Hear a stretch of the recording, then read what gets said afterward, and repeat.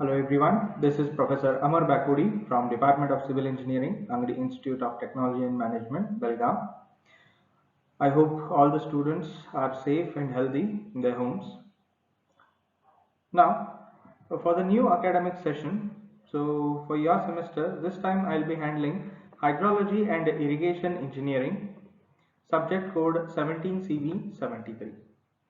So in this, basically we are going to study about the different aspects of hydrology, that is water resource management. Along with that, we'll have few aspects and designs of irrigation. So how to supply the water to them, as well as how efficiently the crops can intake that supplied water will be assessed over here. Okay. Let us see the syllabus for this hydrology and irrigation engineering. So in the first module, we are going to have about the hydrology introduction, then importance of hydrology, global and Indian water availability, practical applications of hydrology, hydrological cycle, in that Horton's qualitative and engineering representations are there. Okay, so let's go and brief about the syllabus first before we go into the different aspects of the module. First thing is regarding hydrology, its importance and introduction. Hydrology in the sense, so in this particular section, we are going to understand what do you mean by hydrological cycle.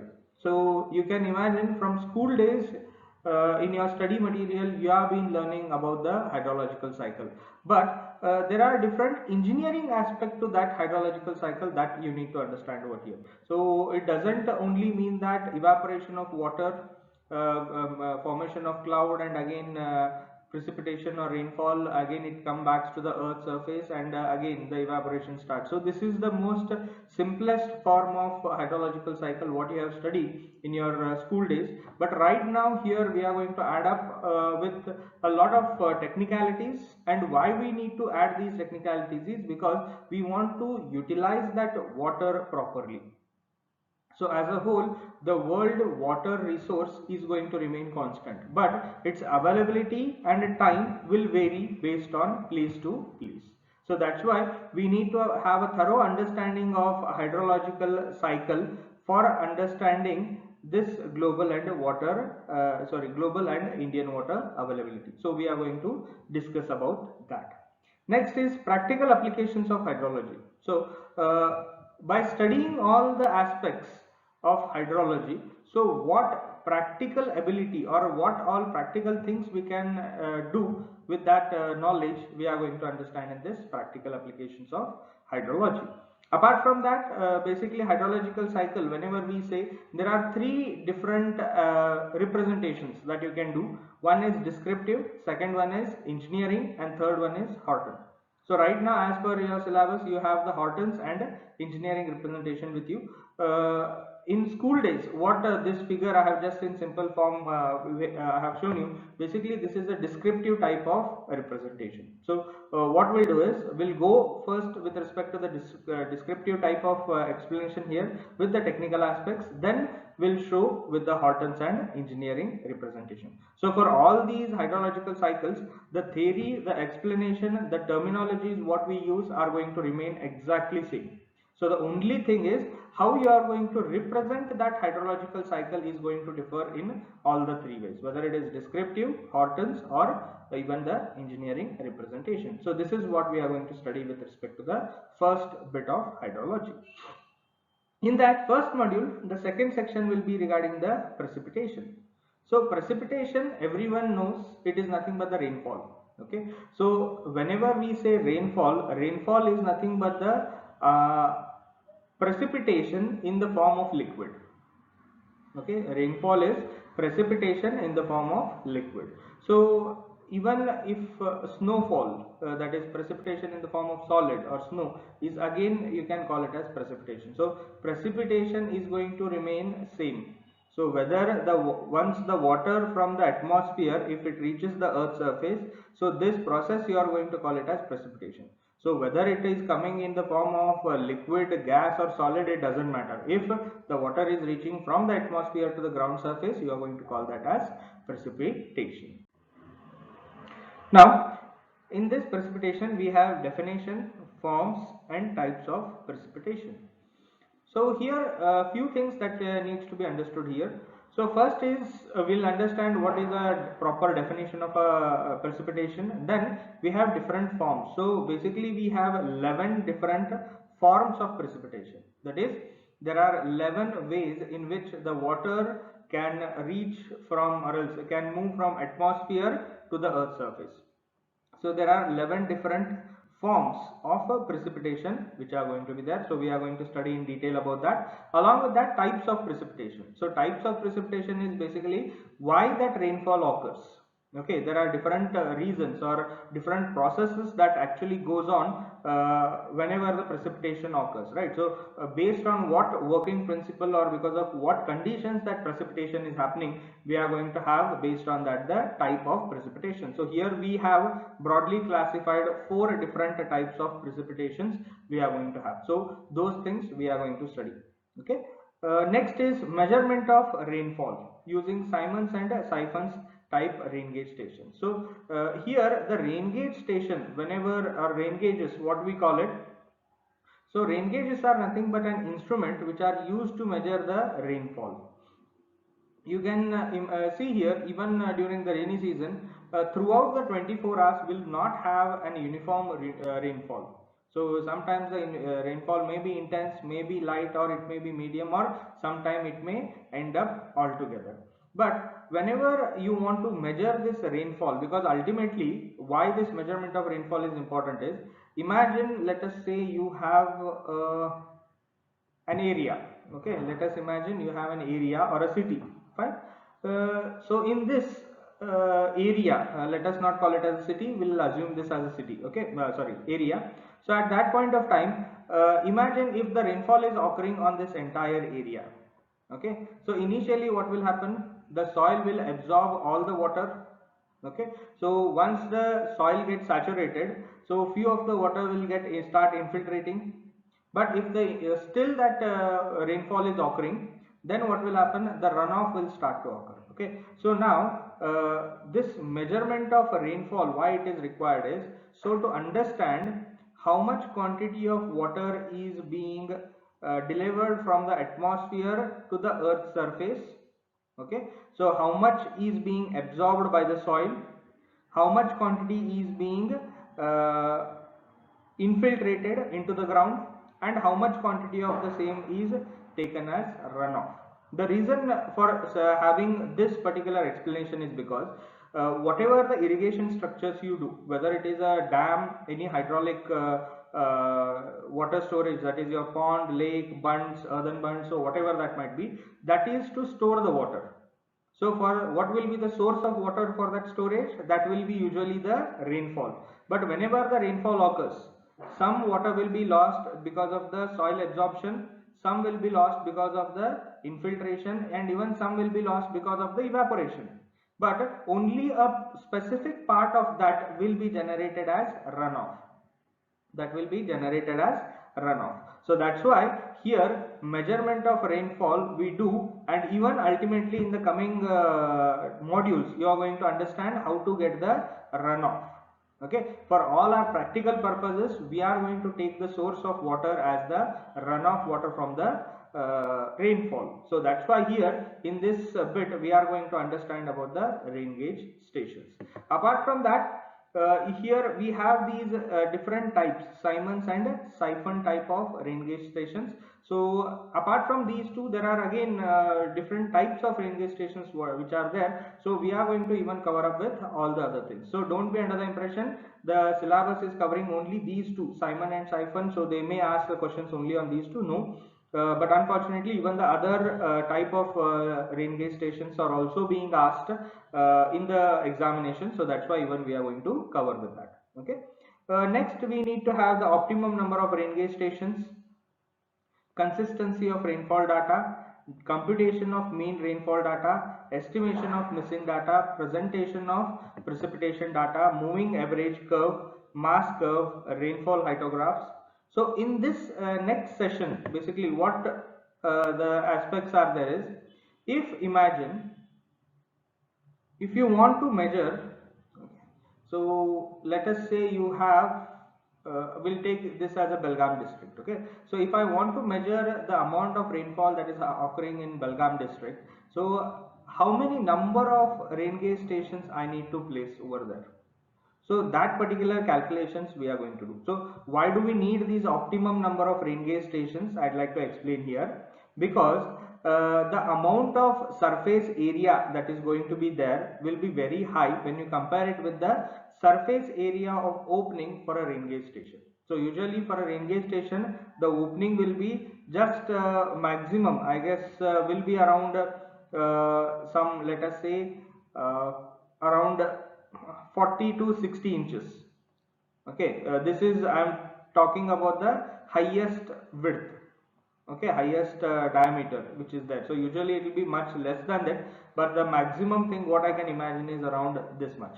So when you compare the entire area, so which is kilometer squares together, whereas your rain gauge station have an opening of very small, only 40 to 60 inches.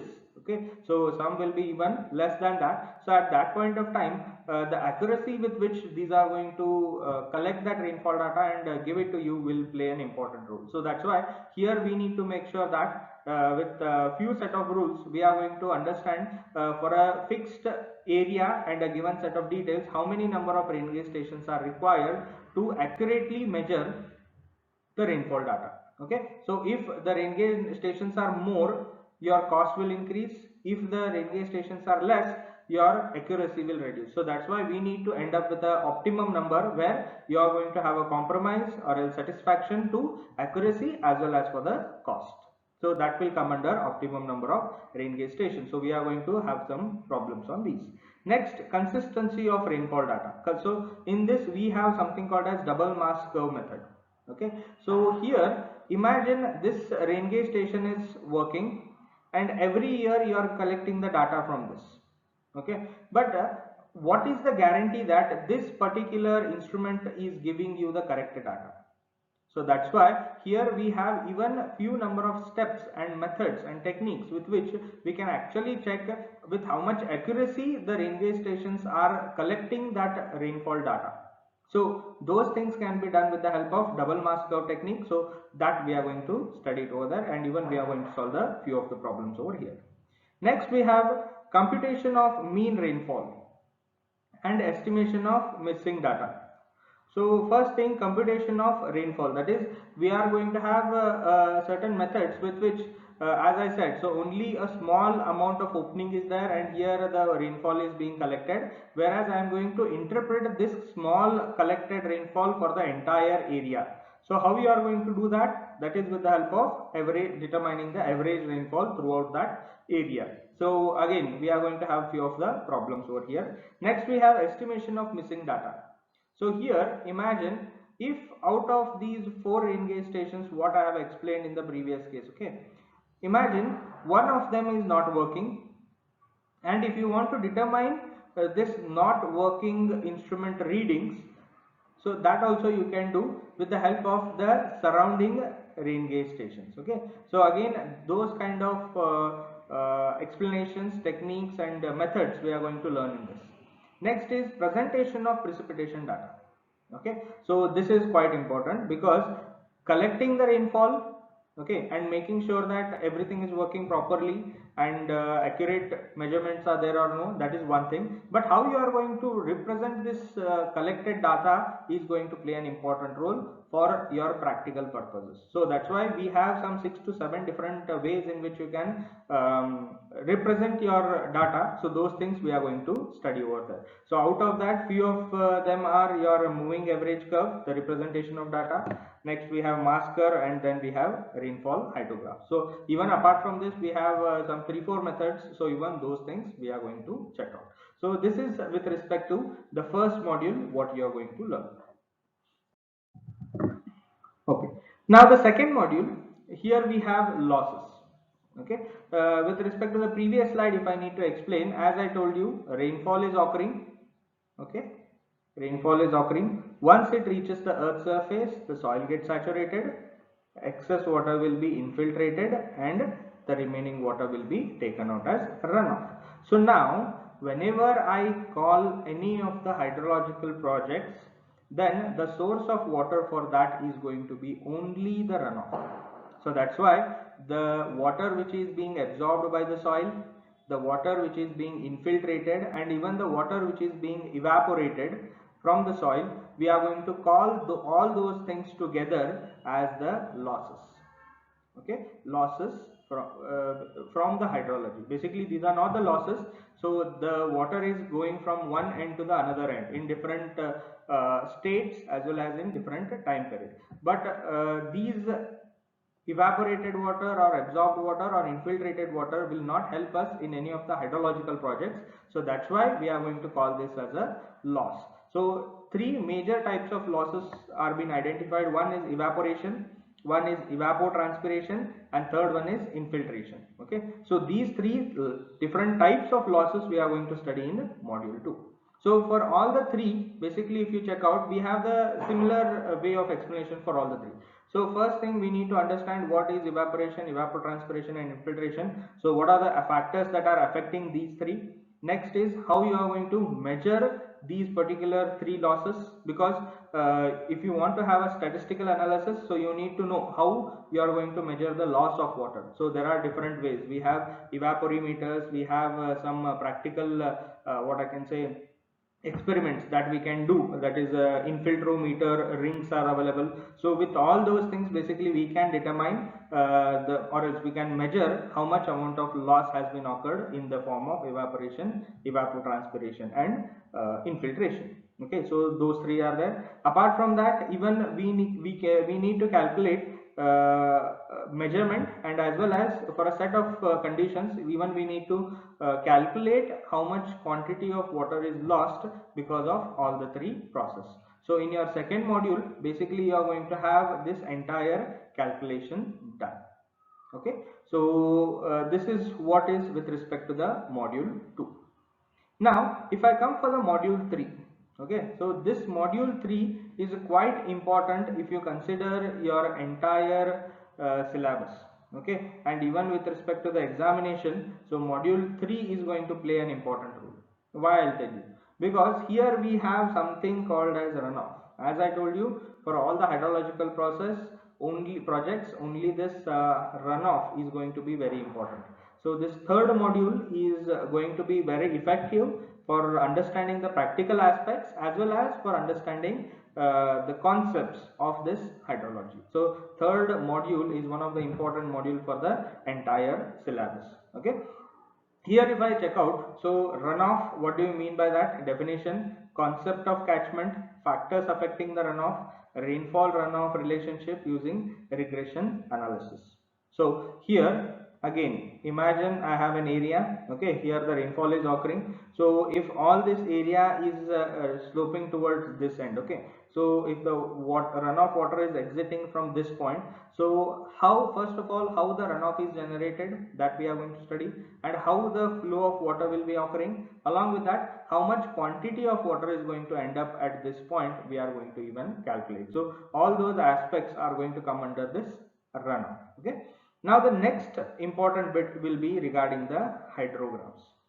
So hydrographs are having the most practical significance even in our day-to-day life. Even you don't know them, but they have it. Just the practical example if I need to give you, right now you can see, because of the excess rains even in the last year and this year, so the dam, usually the reservoirs which are there, they release that water. Okay, they release that water, and in a newspaper you might have heard that few of the people, or else in news, basically they say there is a chance of flooding in the river. So that's why the people who are staying in the river banks needs to evacuate that particular area for so and so time period. Okay, so how the government or authorities actually determine all these things, how they are going to predict that flood, so how they are going to predict how much depth of water is going to be increased or how much area to be evacuated. So all these aspects or discussions or understanding of these particular concepts will be there only through this hydrograph. All these can be done only with the help of hydrographs. One thing I can tell you, once we complete with these syllabus, okay, with the third module, we will be actually with for a given set of conditions. Imagine if I say in Belgaum city. Okay, so I have there is a rainfall for, let us say, 10 hours in a day. Okay, with intensity so and so, and whatever given set of conditions is there. So then at that point of time, with the help of this hydrograph, once you draw it, you are actually going to get what is the time for this entire water to reach a single point, that is if it is a sloping one, right? So right now if I explain with specifically with our particular college, right, so Angadi Institute of Technology and Management, so you have seen near Nanavadi, from Congress Road, whenever we go, they have been constructed for a huge storm drains. You have seen that particular sizes, right? So they are quite huge, and in the rainy season basically that will run fully, and you have already seen how much with force and velocity that particular water flows, right? So what I'm trying to say over here is, you can actually calculate how much quantity of water is going to flow in that channel if, let us say, the rainfall occurs for 10 hours. If the rainfall occurs for 2 hours, so what will be the quantum of water that has been released or runoff is being released? So such kind of calculations can be done with the help of these hydrographs. So even the government people, what the flood predictions they do, basically all those things are with respect to the hydrographs. So in this hydrograph, we are going to have with the definition, components of hydrograph, base flow separation. So this base flow separation is nothing but all these losses. So the infiltration which is there, that is the major base flow. So removal of that base flow from the runoff is basically nothing but base flow separation. Next we have unit hydrograph. So this unit hydrograph, as I told you, it is a part of an hydrograph study. So this unit hydrograph is the thing that you design for predicting these floods. So just now what explanation I have done. So for all these things, this unit hydrograph is the basic building block for predicting the flood, as well as predicting the duration of flood, predicting the quantity of flow of water at a specific time. Next we have assumptions for this unit hydrograph derivation. Then we have applications and limitations. Yeah, derivation of simple storm hydrographs, S curve and its computation. So basically this unit hydrograph and S curves, so these are different components of hydrographs. So these are used for what I can say, converting from one form to the another form. So whenever we are in this module, I am going to go in detail about that. In simple terms, if I need to tell what these unit hydrographs or S-curve techniques or superimposition, one more method which is there. So all those things, what they do is, every time whenever it rains, okay, so the duration of that rainfall will be different. Also, even the intensity of rainfall will be different. So that's why this unit hydrograph with the help of S-curve and superimposition, basically what they do is they create a common hydrograph for representing that entire duration of rainfall as well as for entire intensity of rainfall. So irrespective of today, if I let us say for a Belgaum city, if I design a unit hydrograph, so irrespective of whether the rainfall is of 1 hour or 10 hour or 20 hours, I'll be able to give you all the predictions with this. So the unit hydrograph will give you, or this will provide you a basic platform on which you can build up your practical purposes. Okay, so this is there in the third module. Now, in this fourth module, we are going to learn about the irrigation. So, as I told you, the subject name itself is hydrology and irrigation engineering. So, the first three modules are with respect to the hydrology aspect, and the next two modules are with respect to the irrigation aspect. So, in this irrigation, again, we have some theoretical bits where it is the definitions, your benefits and ill effects of irrigation. So system of irrigation, so in this we have surface, groundwater, flow irrigation, lift irrigation and Bhandara irrigation. So there are n number of ways in which you can do that irrigation based on the quantum of water available, based on the facilities are available, based on the type of soil which is there, as well as the based on the crop that you are growing. So different types of irrigation systems can be adopted. So basically we have around 8 to 10 different types of irrigation systems which are subdivided into this, what surface and groundwater flow irrigation, what they have mentioned. So there are again subdivisions, so we are going to understand about that. Next we have water requirements of crop. So in this water requirement, already in your extensive survey, you have understood regarding the duty and delta to some extent, even though because of the crisis we are not able to complete those entire theoretical sessions, but in this water requirement of crops, in this section what we are going to learn is, if you want to grow a plant, okay, imagine if you want to grow a plant within the soil, right? So it has roots, stem, your leaves and everything, right? So how much quantity of water needs to be added over into the soil, and out of that how much water is being extracted by the plants? Yeah, so these particular analysis will be done in this water requirement of crop. Okay, so this duty and delta have a specific meaning, so once we go in depth we are going to discuss about that. Next is base period, that is the amount of time the plant or a crop takes for its sowing till harvesting, that is going to be the relationship between them, so we have a formula for that. Next we have factors affecting duty of water of crops and crop seasons in India, irrigation efficiencies and frequency of irrigation. So basically all these aspects are there for the understanding of how an irrigation or farming should be done with the optimum utilization of water resources. Okay, so even if you put more water, this is harmful, your yield will be less. Even if you put less water, even at that point your yield will be less. So here we are going to understand what should be the optimum quantum and what is the optimum time for application of water. Now similarly the last one, fifth module, it is going to be with respect to the canals.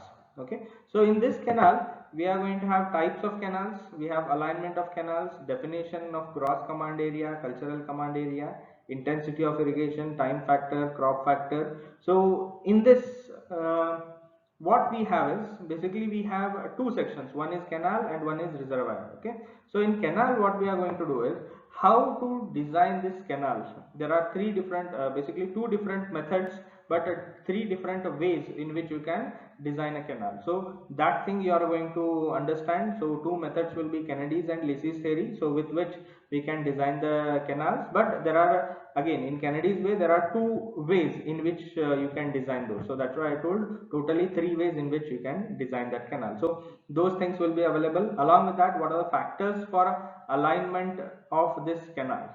So that we are going to study.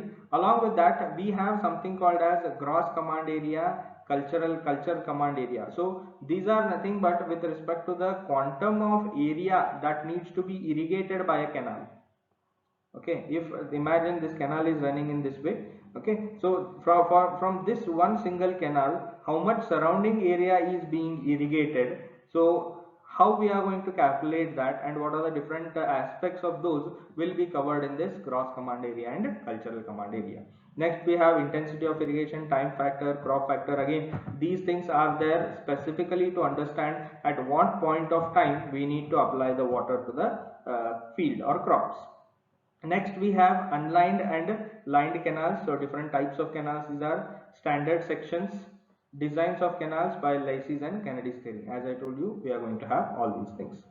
Next, last bit of this will be what? Your reservoirs. So in this reservoir, first we are going to understand definition, what is that? Then investigation of reservoir site. So what are the factors that you are going to have for selection of a site? Then we have storage zones. We have different storage zones, like a dead zone, a normal your working zone, right? So excess water storage for prediction of prevention of flood. So all those things we are going to study over here, and along with that one important bit will be storage capacity using mass curve. So here what we are going to study is, if let us say I want to build a dam. Okay, so how you are going to fix up that particular capacity of that dam, that is going to be studied over here. And again here, for this capacity, we are going to use something called as mass curve. And if you remember, or else if you in the previous slide, what I have discussed for the representation of rainfall data in module 1, there this mass curve is also one of the way of representation. So with this mass curve, basically you can see the practical application here. You can actually decide what should be the volume of water or storage capacity of a reservoir. So even such kind of huge decisions or calculations can be done with the help of collected rainfall data and how you are going to represent that. So mass curve is one of the way in which I am going to determine how to determine means how to get the capacity of a reservoir. And the last one will be economic height of a dam. So again, as you have already learned a few things in your extensive survey, so as and when the height of the dam increases, so the amount of storage of water will also increase. Okay, so as and when the height will increase, the cost will also increase. So you should have a proper analysis between how much cost is being involved in the project and how much advantage the people are going to get because of the storage of water. So there should be a proper what I can say cost to benefit analysis that we need to do, and once we do that, we are going to get the economical height of a dam. So those things we are going to study over here. So basically in this particular syllabus we'll be having the aspects of hydrology for the first 3 modules as well as the aspects of irrigation in the next 2 modules. Okay. Introduction. Water, the elixir of life, the most important nutrient for human body. Next to oxygen, the human body needs water in order to survive. Water is at the core of sustainable development, critical for socio-economic development, for healthy environment, and for development of agricultural sector. So you can check out here. So the water is the basic necessity for a human being or any of the living beings. So we consume oxygen or air, that is the most prioritizing thing. Apart from that, the second bit that we consume more is nothing but water. So that's why this hydrology is going to make sure that you are going to understand the availability of water, how it circulates, how it moves, what are the different forms and different aspects related to those things. Water availability. Okay, our earth is called as a blue planet. Okay, so 70% of the earth is covered by water and only 2.5% of world's water is fresh. Of this, only 0.3% is available in rivers, lakes and reservoirs. So how you can see how quickly this is reduced. I mean basically that stats are showing. Okay, so total amount of water which is available on the earth's surface or else the land which is covered by water is 70%. Out of that, 2.5% is fresh water. Okay, out of 70%, only 2.5% is fresh water, and out of that 2.5 means in total only 0.3% is available in rivers, lakes and reservoirs. So that is whatever the works we do, whether it is a hydrologic project or any of the water that we utilize for any of our domestic purpose, that will come from only from this 0.3% of entire water resource. 30% is with groundwater, so 70% is surface water, and out of that 30% is groundwater. Sorry for that. So 0.3% of total available water is with respect to the usable water, whereas 30% is beneath the water. Okay, so if I consider both of them together at 100%, then if I explain it, so at that point of time 2.5% of water is your fresh water, 0.3 is only available for our usage. Okay, the rest is stored in the distant glaciers, ice sheets and mountainous areas, whereas it means that it is unreachable. So even if you want to extract these particular water, then the cost involved for that extraction with respect to the benefit what you are going to get with the quantum of water is not going to match up. So that's why this becomes impractical for us. Okay, this is the scenario of water distribution when no intervention is intervention is anticipated. That is, if you leave the natural process to occur, then this is the basic percentage of water distribution which is available throughout the world. But numerous interventions take place on a every day. Hence, the water availability is much different to a global water distribution. So, here what will happen is, because of the human activity and the intervention, that is extraction of groundwater, exploitation of that, and even the pollution of the existing fresh water. So, all these things will cause a very difficult time, or else very difficult different way of distribution of water when with respect to the typical one what it is showing in the above. Next, the demand of water for various users are increasing. This has put a tremendous pressure on the water resource system. That is, as and when the population is increasing, ultimately your demand is going to increase. In turn, what I am trying to say is, for everything, whether it is in development, whether it is hygienic, sanitation, or any of the works, one significant portion of that is going to be your water. So that's why, as and when the population is increasing, the water resource are under tremendous pressure for delivering that particular water. The growing of water pollution, both on surface and groundwater, aggravated the water availability problem. That is, exploitation of surface and groundwaters definitely have caused a lot of problem with respect to the or else they have caused a lot of problem to the environment, and even the natural water resources are unable to meet their expectation with that. Global scenario. Okay, so the water use is increasing everywhere every year. Okay, currently 69% of the water withdrawn from human use on an annual basis is soaked up by the agriculture and including irrigation. So you can see 69% of the water withdrawn for human use is being utilized for agriculture or irrigation purpose. Industries account for 23% and domestic use account for 8%. So you can check out, the major thing is what your chunk is basically for irrigation or agriculture. Next comes the industry, and the domestic use what we do is 8%. Okay, so these global averages vary to a great deal between the regions. So what do I meant by that is, based on what kind of country you are living in and what kind of environmental conditions are existing over there, these particular 69, 23 and 8% are going to vary vastly. Okay, because based on the standard of living and based on your priorities in that particular region, so these things are going to get varied.